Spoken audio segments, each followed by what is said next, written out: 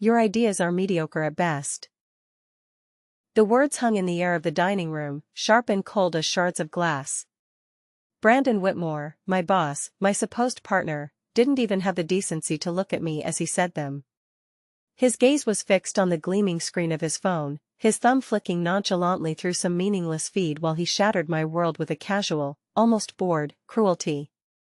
His voice, a low baritone that had once seemed so charming and persuasive, echoed in the cavernous space, a space I had spent 8 months designing, agonizing over every warm wood accent, every custom light fixture, every single detail that was meant to create an unforgettable dining experience. My experience. Brandon let out a short, dismissive laugh. "We're going in a different direction, Jasmine. Clean out your office by tonight." I stood there, stunned into silence. My heart hammered against my ribs, a frantic bird trapped in a cage. It felt like the air had been sucked from my lungs. Every nerve ending screamed in protest, a symphony of shock and humiliation. I watched him, this man in his impeccably tailored suit, dismiss everything I had poured my heart and soul into with a casual wave of his hand. The restaurant, the Sterling Rose, was just 2 weeks away from its grand opening. He was firing me. Me. The person who had created every single detail, from the farm-to-table concept to the seasonal menu to the marketing strategy that was already generating buzz across the city. Me. The person whose name he had promised would be on the door. "My name is Jasmine O'Connell, and I'm 39 years old. For the past 15 years, I've dedicated my life to the hospitality industry. It's in my blood. My grandmother, an Irish immigrant with more grit than a sack of potatoes, ran a small, beloved pub in Boston. My mother, armed with my grandmother's recipes and her own fierce ambition, built a catering company from nothing into a thriving business before selling it to retire. They taught me that food wasn't just sustenance, it was community, it was memory, it was love. I climbed my way up the ladder, from server to restaurant consultant, to finally, executive chef. 6 months ago, I thought I had finally landed my dream job. Brandon Whitmore, a slick real estate developer with a portfolio of boutique hotels, had hired me to create the signature restaurant for his newest jewel, the Sterling Rose, in the heart of downtown Portland, Oregon. He had sold me a beautiful dream. "Jasmine," he'd said, his eyes twinkling with what I mistook for sincerity, "I'm not just hiring a chef. I'm looking for a visionary. I want to give you complete creative freedom, a partnership opportunity, and your name on the door." He had promised me the world, and like a fool, I had believed him. I poured everything I had into the project. I spent months developing a unique farm-to-table concept that would showcase the incredible bounty of local Oregon ingredients. I designed the entire interior to complement the seasonal menu, from the reclaimed Douglas fir tables to the hand-blown glass light fixtures that mimicked the color of a Pacific Northwest sunset. I personally trained a staff of 20 people, instilling in them my vision for elevated comfort food and a dining experience that felt both special and welcoming. Instead of my name on the door, I was now staring at the ruins of my professional reputation. "But Brandon, the opening is in 2 weeks, I managed to say, my voice barely a steady whisper. The sound was swallowed by the opulent, empty room around us. "The staff is trained on my systems. The suppliers are lined up. The marketing campaigns are already running with my concept." He finally looked up from his phone, a condescending smirk playing on his lips. "My new head chef will figure it out," he shrugged. "Someone with real credentials this time. Not just small-town experience." The condescension in his voice made my stomach turn. Small-town experience? My mother's catering company had been one of the most successful in the state. I had worked in acclaimed kitchens in Seattle and San Francisco before deciding to build my own legacy here in Portland. But to him, I was just a stepping stone. The irony wasn't lost on me. Everything he was keeping, my recipes, my design, my staff training, he was simultaneously calling mediocre while planning to launch it all as his own brilliant creation. He had used me, squeezed every drop of creativity and hard work out of me, and was now casting me aside like a used lemon rind. What about my contract? I asked, my voice trembling slightly, knowing the answer would devastate me. Check section 12, he said, his eyes already back on his phone. We can terminate for creative differences.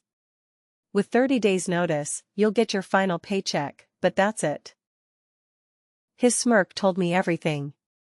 He had planned this all along. He had probably been waiting until I had done all the hard work before bringing in someone he deemed more prestigious, someone with a bigger name to slap on the front of the hotel. As I looked around the dining room one last time, a cold fury began to replace the shock. I took in the warm wood accents I had chosen, the custom light fixtures that had taken weeks to source, and the open kitchen design that would showcase the culinary theater I had envisioned. I felt something shift inside me. This wasn't just about losing a job. It was about having my creative soul stolen and repackaged under someone else's name. But as I walked toward my office to pack my things, my eyes fell on something across the street. Through the large, pristine windows of the Sterling Rose, I saw it, a vacant storefront, dusty and forgotten, with a large, hopeful for lease sign taped to the inside of the glass. And suddenly, a tiny, defiant idea began to form. That night, I sat in my small apartment kitchen, surrounded by the ghosts of my ambition. Notebooks filled with recipe tests, design sketches, and business plans, the very artifacts of my stolen dream, were piled on my table. They now felt like relics from a lost civilization. Everything I had created for the Sterling Rose was legally Brandon's property, but the passion and knowledge behind those creations were still mine. I picked up my phone and called my best friend, Kelly. Kelly was a force of nature, a sharp, witty food critic for Portland Monthly who had been covering the city's food scene for 8 years. She understood the politics and personalities that could make or break a restaurant better than anyone. More importantly, she knew my work and had been excited about the Sterling Rose project since I first told her about it. Heard about Sterling Rose, her text came through before I could even finish explaining. That's brutal. Wanna grab coffee and plot revenge? Her offer made me smile for the first time in 24 hours. We met at our usual spot, a cozy, independent coffee shop with worn wooden floors and the rich aroma of freshly ground beans. Over coffee, I found myself confessing something I hadn't even admitted to myself yet. I keep thinking about that empty space, I said, stirring my latte absently. Across the street from the hotel. Kelly raised an eyebrow. Are you thinking what I think you're thinking? A familiar excitement, a feeling I thought had been extinguished, began to build in my chest. Maybe, I said. It's the perfect size, and the rent would be a fraction of what Brandon's paying for his space. I have enough savings to cover startup costs for a small operation. Nothing fancy, just good food and the kind of atmosphere that actually makes people want to stay longer than their Instagram photo session. You'd be going head-to-head with your former employer, Kelly pointed out, though her tone suggested she thought this was more of an opportunity than a problem. He stole my concept and fired me 2 weeks before opening, I said, the fire in my belly growing hotter. I think I can handle a little competition. As I said the words, I realized I meant them. Brandon had underestimated me, assuming that without his hotel's marketing budget and prestige location, I couldn't possibly succeed. But he had forgotten one crucial thing. He might own my designs and recipes now, but he had never understood what made them special in the first place. He saw trendy ingredients and Instagram-worthy plating, but he missed the heart of what I had been trying to create, a place where food brought people together, where every dish told a story about the community and the land that produced it. By the time I left that coffee shop, I wasn't just planning revenge. I was planning a revolution. 3 days later, I was standing in the empty storefront across from the Sterling Rose, calculating square footage and envisioning possibilities.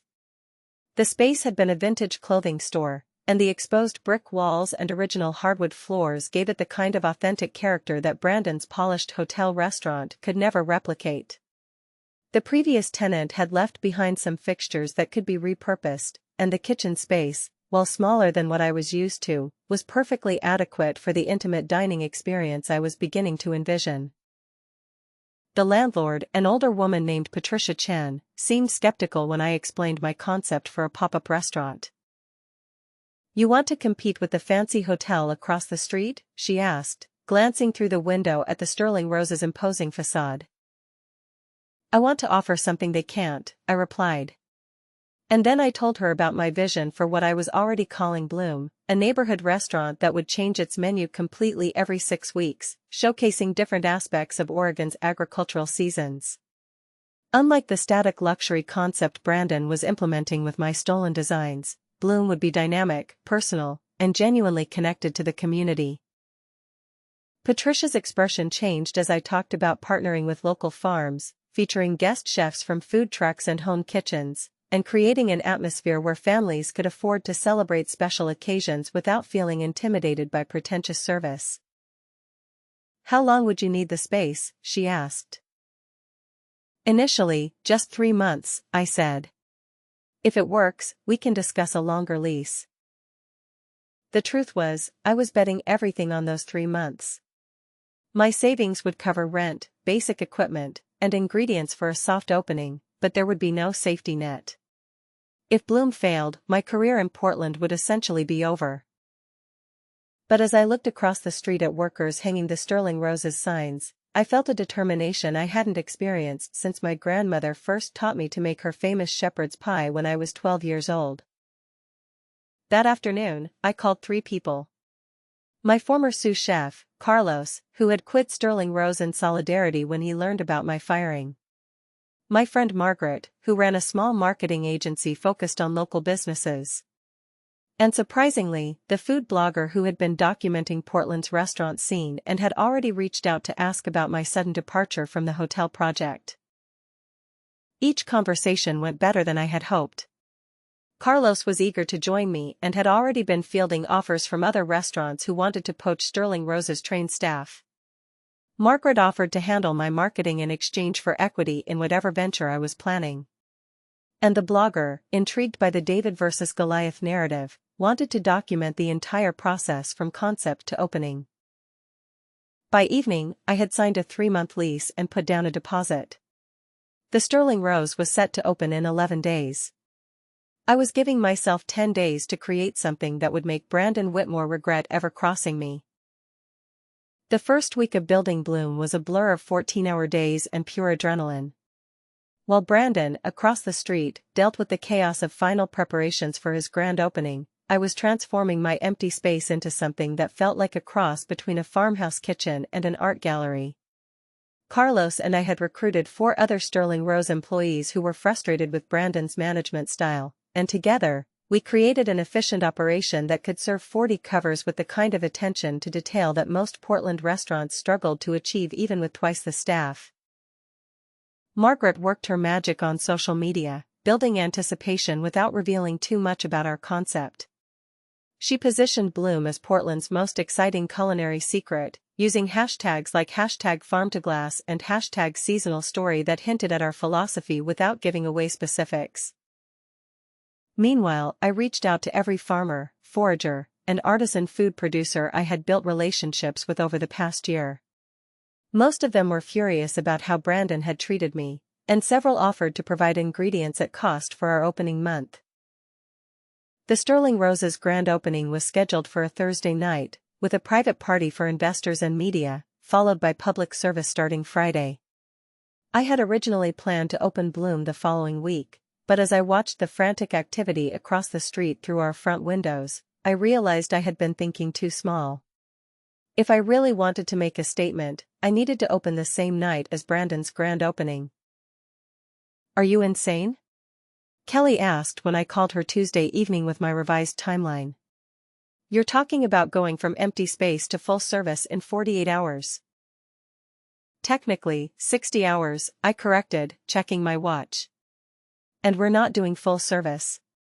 We're doing something better." I'd been refining the concept all week, and what had started as a simple pop-up restaurant had evolved into something more ambitious. Instead of hiding our preparation in a closed kitchen, I was opening our doors Wednesday evening for what I called a preview dinner. Guests could watch us prepare their meals, ask questions about ingredients and techniques, and essentially become part of the creative process. It was the kind of intimate, educational experience that Brandon's formal dining room could never provide.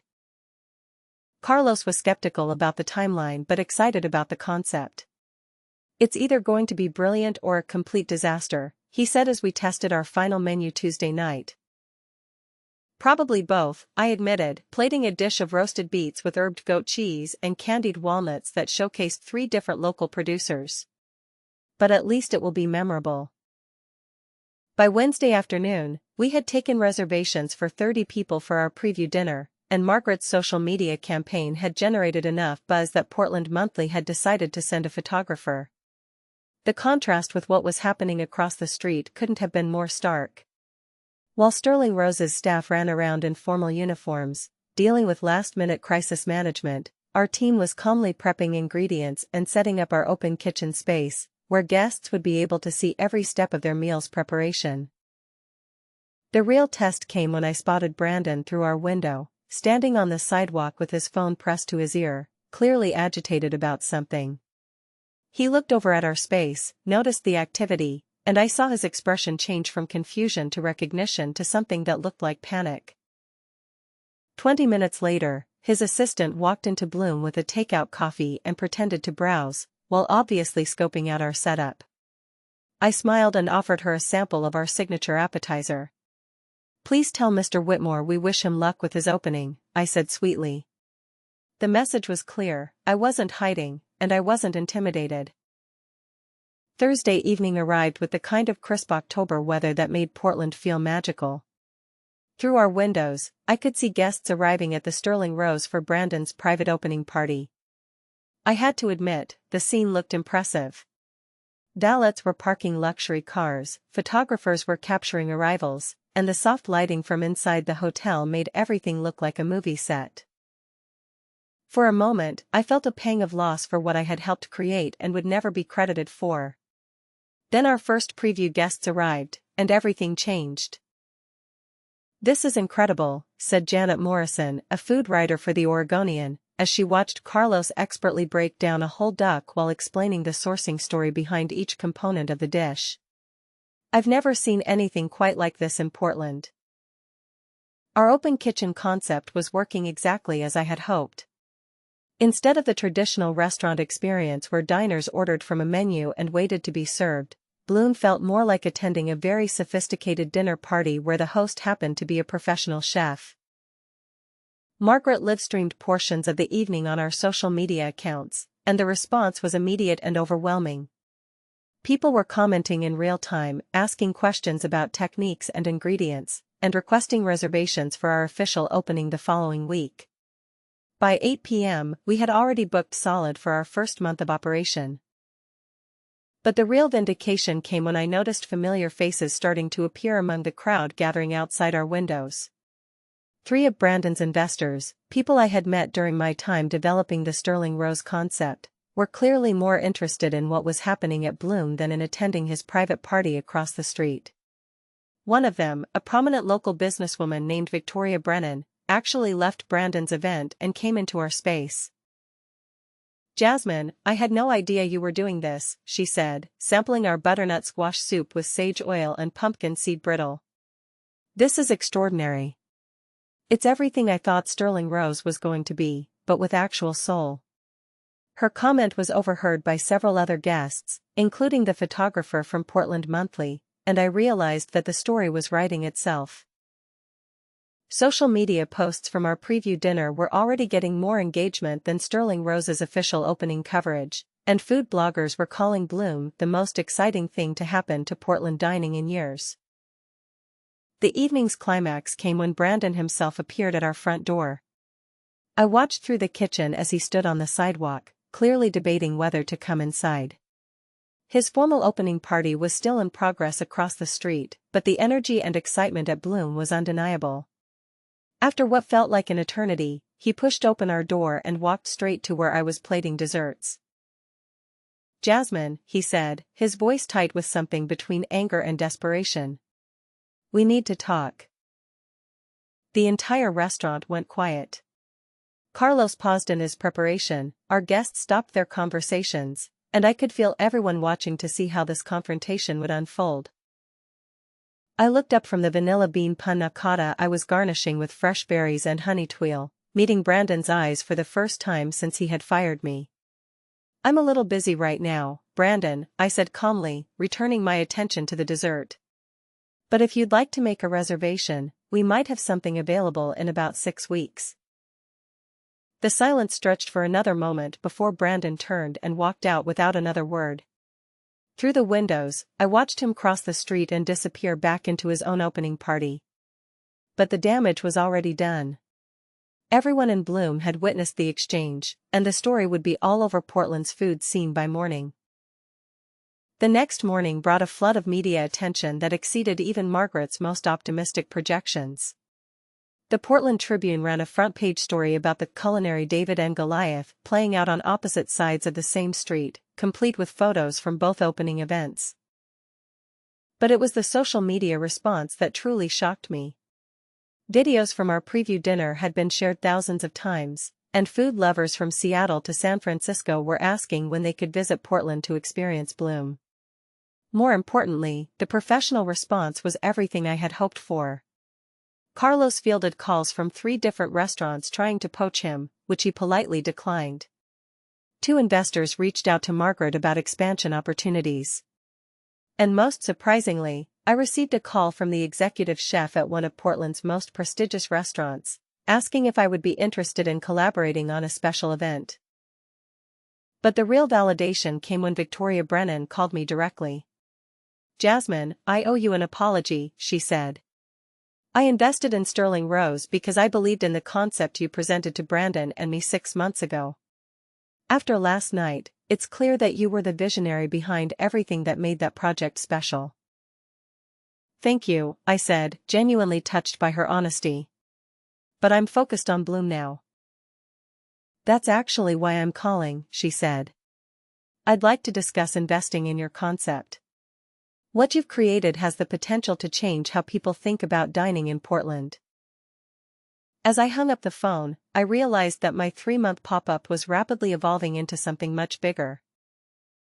We had bookings extending into January, media coverage that money couldn't buy, and most importantly, a team of people who shared my vision for what a restaurant could be when it prioritized community and authenticity over prestige and profit margins.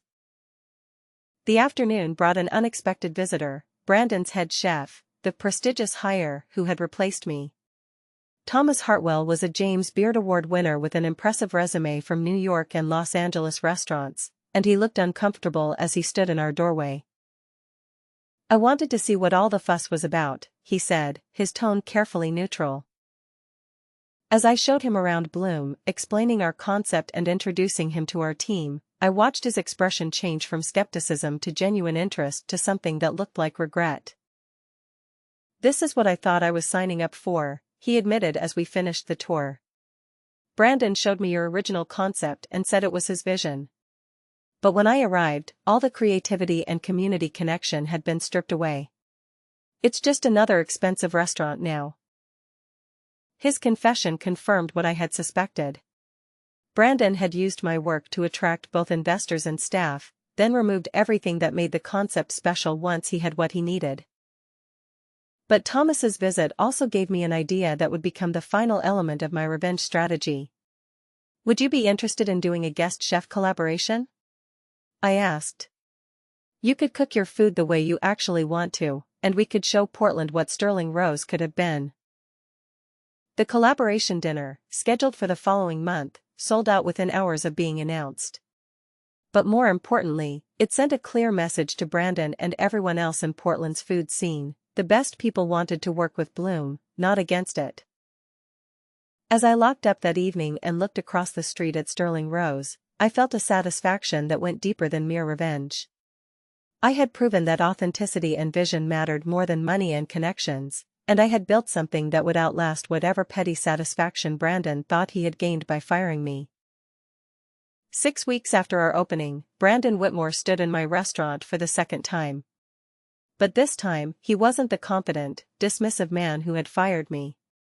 His shoulders were slumped, his expensive suit looked rumpled, and there were dark circles under his eyes that spoke of sleepless nights and mounting pressure. The Sterling Rose, despite its lavish opening and prestigious pedigree, was struggling to fill even half its tables on weeknights, while Bloom had a 2-month waiting list and had been featured in 3 national food magazines. "Jasmine, please," he said, his voice stripped of its former arrogance. "I made a mistake. A huge mistake. I want to make this right." I continued plating the evening special, pan-seared halibut with parsnip puree and crispy Brussels sprout leaves, while he spoke. Carlos and our other team members pretended to focus on their own tasks, but I could tell they were listening to every word. This was the moment we had all been waiting for, though none of us had expected Brandon to look quite so defeated. "What exactly are you proposing?" I asked, not looking up from my work. "A partnership. You could run both restaurants, maintain the Bloom concept here, and redesign Sterling Rose the way you originally envisioned it. Your name would be on both doors, full creative control, 50% ownership of the restaurant operations." The offer was generous, more than generous. It was everything I had wanted 8 months ago when I first signed on to create his restaurant. But as I looked around Bloom, taking in the warm laughter of our guests, the easy camaraderie of our staff, and the genuine excitement that filled the space every evening, I realized that what I had built was worth more than any partnership Brandon could offer. "I appreciate the offer," I said, finally meeting his eyes. "But I'm not interested." His face crumpled with an expression that mixed surprise, desperation, and defeat. "Then what do you want? Name your price. I'll sell you the restaurant operation outright if that's what it takes." I smiled, feeling a satisfaction that was both sweet and complete. "There's nothing you have that I want, Brandon. You taught me that the real value was never in the building or the investment capital. It was in the vision and the people who believe in it. And those belong to me now." 3 months later, the announcement appeared in the Portland Business Journal. The Sterling Rose Hotel was closing its restaurant permanently, unable to compete with the innovative dining concepts that had transformed the neighborhood. Brandon had quietly sold the hotel to a national chain that planned to convert the restaurant space into additional guest suites and a grab-and-go market. I read the news while sitting in what had once been Patricia's empty storefront and was now the permanent home of Bloom Restaurant. We had signed a 5-year lease, expanded into the adjacent space, and built a kitchen that could accommodate the cooking classes and special events that had become as popular as our regular dinner service. The success had attracted attention from food industry leaders across the country, and I had turned down 3 offers to franchise the concept in other cities, preferring to focus on perfecting what we had created in Portland. The irony wasn't lost on me, that Brandon's attempt to steal my vision had ultimately forced me to create something far better than what I had originally planned. Bloom wasn't just a restaurant, it had become a model for how food businesses could prioritize community engagement, sustainability, and authentic hospitality over profit margins and prestige. We had been featured in Food and Wine magazine as one of the 10 restaurants changing American dining, and the article specifically mentioned our commitment to supporting local farmers and providing accessible fine dining experiences. But the real measure of our success wasn't in the accolades or the waiting lists. It was in the fact that our team had grown from 5 people to 15, all of whom shared ownership stakes in the business. Carlos had become my partner and co-executive chef. Margaret had expanded her marketing agency based on Bloom's success. And even Thomas Hartwell had left his position at another restaurant to join our team full-time. Brandon's mediocre ideas had built something extraordinary, and everyone in Portland's food scene knew exactly who deserved the credit. As I stood in my kitchen, preparing for another sold-out evening, I reflected on how profoundly my life had changed since that devastating day when Brandon fired me. The path from humiliation to triumph had taught me that the best revenge isn't just success. It's building something so authentic and valuable that it makes your former adversary's vision look hollow by comparison. Sometimes, the greatest gift someone can give you is the push that forces you to discover what you're truly capable of creating on your own. The revenge had been sweet, but the future I was building would be even sweeter.